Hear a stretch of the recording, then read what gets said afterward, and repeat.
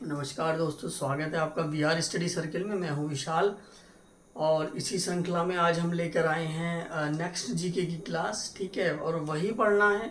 मैं आज भी फिर वैसे आपको एक ही बात कहता हूं रोज़ की, टू द पॉइंट पढ़ना है। जैन धर्म है, मात्र 10 से 11 मिनट में पूरा जैन धर्म खत्म।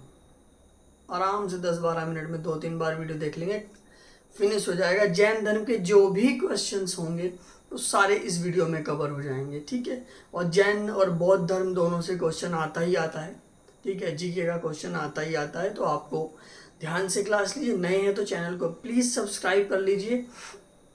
शायद इसको पढ़ के ही 1-2 क्वेश्चन आपके बढ़ जाएं, आपका नाम मेरिट लिस्ट में आ जाए। ठीक है, चलो देखते हैं पहला क्वेश्चन जैन धर्म का। जैन धर्म बेसिकली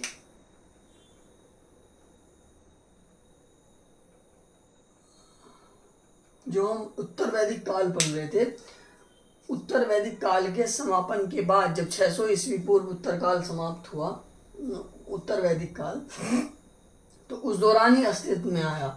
तो जैन धर्म में कितने तीर्थंकर हुए हैं? जैन धर्म में 24 तीर्थंकर हुए हैं। क्वेश्चन ऐसे ही आएगा।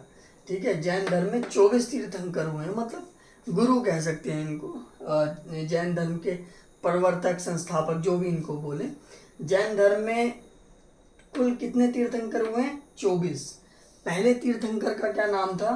ऋषभदेव। पहले तीर्थंकर का नाम ऋषभदेव था। इन्हें ही जैन धर्म का संस्थापक भी माना जाता है, ऋषभदेव को। ऋग्वेद में जैन धर्म के 2 तीर्थंकरों की चर्चा मिलती है। 2 तीर्थंकरों का नाम जो है वो ऋग्वेद में मिला था। तो वो कौन कौन सा तीर्थंकर थे? ऋषभदेव और अरिष्टनेमी। ठीक है, ऋषभदेव पहले थे और 22वें थे अरिष्टनेमी। अरिष्टनेमी का नंबर 22वें तीर्थंकर थे जैन धर्म के तीर्थंकर। क्वेश्चन नंबर 4, जैन धर्म के पहले, दूसरे, 23वें, 24वें मैंने इसलिए रखे हैं क्योंकि यही 4 मोस्टली पूछे जाते हैं। पहला, दूसरा पूछा जाएगा नाम, या 23वें, 24वें पूछे जाएंगे। तो मैंने चारों के नाम लिखे हैं। पहले ऋषभदेव, जिन्हें संस्थापक भी माना जाता है। दूसरे अजीतनाथ, 23वें पार्श्वनाथ, 24वें हमारे महावीर स्वामी, जो अंतिम थे। अब पार्श्वनाथ के बारे में भी पूछ सकते हैं क्योंकि ये इंपॉर्टेंट है चारों। तो पार्श्वनाथ किसके पुत्र थे? उनका निर्वाण कहाँ हुआ? निर्वाण मतलब मृत्यु। ये पंचतत्व में विलीन कहाँ पर हुए थे? पार्श्वनाथ थे काशी नरेश अश्वसेन के पुत्र। काशी नरेश अश्वसेन के पुत्र थे। समेत शिखर में इनका निर्वाण हुआ। ठीक है, समेत शिखर पर। क्वेश्चन नंबर 6, जैन धर्म का मुख्य प्रवर्तक किसे माना जाता है? ठीक है, जैन धर्म का मुख्य प्रवर्तक किसे माना जाता है? कुछ लोग कहते हैं महावीर स्वामी को। महावीर स्वामी संस्थापक नहीं थे, महावीर स्वामी प्रवर्तक थे। किसे माना जाता है? महावीर स्वामी को, जो अंतिम थे और 24वें थे। महावीर स्वामी अंतिम तीर्थंकर थे और 24वां नंबर था इनका। ठीक है, ये सारे क्वेश्चन आए हुए हैं। महावीर स्वामी के बचपन का नाम क्या था? वर्धमान। इनके बचपन का नाम भी क्वेश्चन आया वो वर्धमान। महावीर स्वामी के बचपन का नाम वर्धमान था। महावीर स्वामी का जन्म कब और कहाँ हुआ? महावीर स्वामी का जन्म 540 ईसा पूर्व।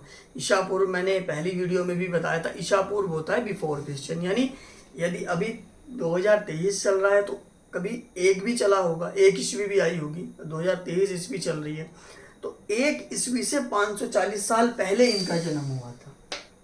540 ईस्वी पूर्व वैशाली के निकट कुंडग्राम में। कहाँ पे हुआ था? 540 ईस्वी पूर्व वैशाली के निकट कुंडग्राम में। वैशाली के निकट कुंडग्राम में। और कुल कौन सा था इनका? ज्ञात्रक कुल में इनका जन्म हुआ था। कुल था ज्ञात्रक। ठीक है, ज्ञात्रक कुल था। कुंडग्राम में इनका वैशाली के निकट जन्म 540 ईसा पूर्व। क्वेश्चन नंबर 9, महावीर स्वामी के माता एवं पिता का क्या नाम था? महावीर स्वामी की माता का नाम त्रिशला था, जो लिच्छवी शासक चेटक की बहन थी। लिच्छवी के शासक थे चेटक, उनकी बहन थी। माता का नाम त्रिशला, पिता का नाम सिद्धार्थ। महावीर स्वामी की पत्नी का क्या नाम था? महावीर स्वामी की पत्नी का नाम था यशोदा, जिससे एक उनकी पुत्री भी हुई थी जिसका नाम प्रियदर्शना अड़ोज्या था। महावीर स्वामी की पत्नी का नाम यशोदा, पुत्री का नाम प्रियदर्शना या अड़ोज्या भी कहते थे उसको।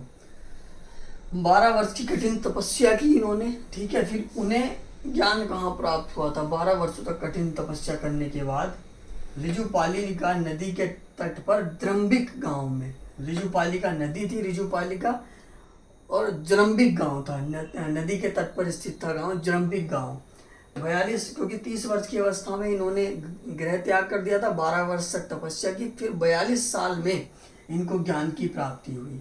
ज्ञान प्राप्त होने के उपरांत इनको ये 4 नामों से पुकारा गया: जिन, निर्ग्रंथ, अहर्त, केवलिन, ठीक है। जिन, निर्ग्रंथ, अरहत, केवलिन, 4 नाम याद रखने। ये पूछा जाएगा कि किस नाम से महावीर स्वामी को संबोधित नहीं किया जाता, ठीक है। इन सब से किया जाता है, कोई और दे देंगे चौथा ऑप्शन, इनसे नहीं किया जाता तो वही ऑप्शन ठीक होगा, ठीक है। चारों आप याद रखने: जिन, निर्ग्रंथ, अरहत, केवलिन। किन 2 ग्रंथों में महावीर की ज्ञान प्राप्ति की चर्चा मिलती है? दोनों इंपोर्टेंट क्वेश्चन, ये इंपोर्टेंट ग्रंथ है। तो कल्पसूत्र, आचरांग सूत्र। यह भी पूछ सकते हैं कि कल्पसूत्र और आचरांग सूत्र किस धर्म से संबंधित हैं? तो आपका आंसर होगा जैन धर्म से संबंधित है। महावीर स्वामी जो जैन धर्म के 24वें तीर्थंकर थे, उनकी कठिन तपस्या और ज्ञान प्राप्ति की चर्चा इन 2 ग्रंथों से मिलती है, आचरांग सूत्र और कल्पसूत्र। महावीर स्वामी ने प्रथम उपदेश कहाँ पर दिए थे? महावीर स्वामी ने प्रथम उपदेश राजगृह में दिए। महावीर स्वामी का निर्वाण कहाँ पर हुआ? मृत्यु कहाँ पर हुई इनकी? महावीर स्वामी की मृत्यु भावापुरी में हुई, और एक ही आ जाता है समेत शिखर वाला, जो पार्श्वनाथ और महावीर स्वामी 2 ही इंपोर्टेंट है। महावीर स्वामी का निर्वाण पावापुरी में हुआ। महावीर स्वामी की एक विशाल मूर्ति है गोमतेश्वर, कर्नाटक में, वो भी क्वेश्चन आ जाता है कहीं से, वो तो मिसलिनियस में भी आ जाता है जनरल नॉलेज में, कि महावीर स्वामी की विशाल मूर्ति कहाँ है? गोमतेश्वर में, ठीक है, गोमतेश्वर में है, जिसका निर्माण कराया था मैसूर के गंग वंश के शासक थे। शासक का नाम मैं बता दूंगा आपको, मैसूर के गंग वंश के शासक थे। उन्होंने गोमतेश्वर जगह है, वहाँ पर महावीर स्वामी की विशाल मूर्ति का निर्माण कराया था। जैन धर्म ने कौन सा दर्शन दिया? जैन धर्म से जो दर्शन संबंधित है वो स्यादवाद और अनेकांतवाद का दर्शन संबंधित है, स्यादवाद और अनेकांतवाद। नेक्स्ट क्वेश्चन हम देखेंगे।